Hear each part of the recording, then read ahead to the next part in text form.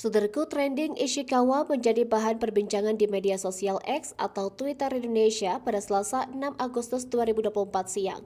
Kapten Timnas Voli Putra Jepang Yuki Ishikawa menyalahkan dirinya yang gagal menjadi tukang gendong.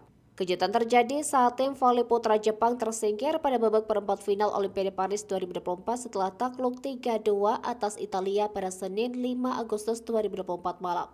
Kegagalan Jepang melangkah ke semifinal voli putra Olimpiade Paris 2024 teramat menyesalkan. Sebab Yuki Ishikawa dan kolega sempat unggul lebih dulu di 2 set awal. Terlena karena memimpin Italia yang berambisi mengukir sejarah meraih emas pertama di cabang olahraga voli indoor putra kali ini menggebuk Jepang di 3 set beruntun.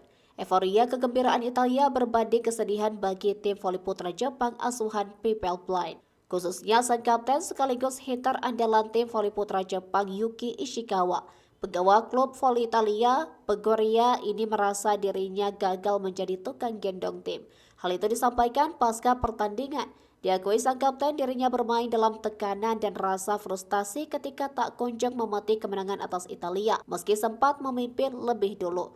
Di sisi lain, Yuki Ishikawa tidak bisa menyembunyikan rasa frustasinya. Bahkan dia tidak bisa menjamin bahwa dirinya akan tetap memperkuat Jepang di Olimpiade selanjutnya. Ishikawa menjadi satu dari 3 hitter andalan Jepang saat ini. Dia membentuk trio Yuyuran bersama Yuji Nishida dan Ran Takahashi. Sebagai kapten, Ishikawa memandang dirinya gagal mengemban tugas. Ketika rekan-rekannya dalam tekanan, Ishikawa justru terlarut dalam rasa frustasi akibat permainan solid yang diperlihatkan oleh tim voli putra Italia.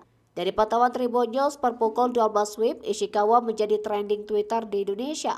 Lebih dari 43.000 cuitan di media sosial X membahas bagaimana Ishikawa menangis di akhir pertandingan. Volley-mania di berbagai belahan dunia termasuk Indonesia memberikan semangat dan dorongan kepada Yuki Ishikawa untuk bangkit dari keterpurukan.